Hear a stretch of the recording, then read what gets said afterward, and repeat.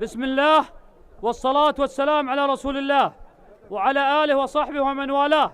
لك الحمد حمدا طيبا يملأ السماء والأرض والبر والبحر والسر والجهر. أبناء قبيلة قحطان، شيوخ القبيلة، ضيوفنا الكرام، يا من شرفتم حفلنا هذه الليلة من جميع مناطق المملكة ومن خارجها.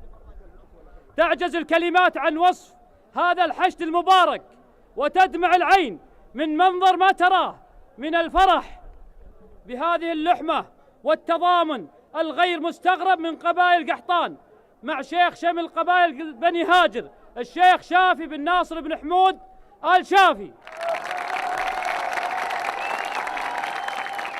وخير ما نبدأ به حفلنا هذه الليلة آيات من الذكر الحكيم يتلوها القارئ ناصر بن سالم الهاجري.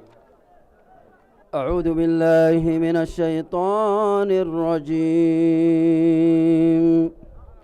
واعتصموا بحبل الله جميعا ولا تفرقوا واذكروا نعمة الله عليكم إذ كنتم أعداء